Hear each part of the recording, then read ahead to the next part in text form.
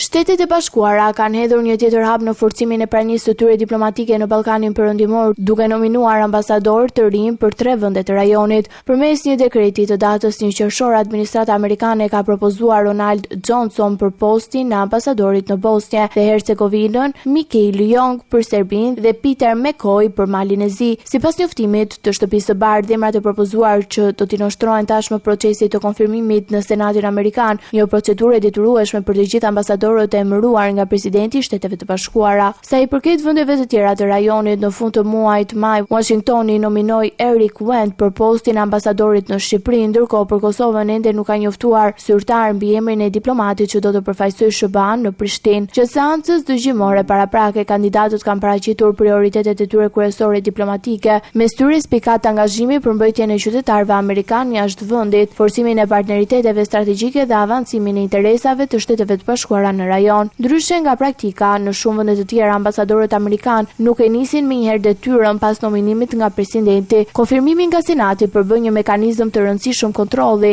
institucional mbi pushtetin ekzekutiv dhe procesi mund të zgjasë nga disa javë deri në disa muaj. Nominimet e reja vinë në një moment të rëndësishëm për Ballkanin Perëndimor, rajon ku SBA-ja vijon të luajë një rol kyç në çështjet e sigurisë, stabilitetit politik dhe integrimit euroatlantik.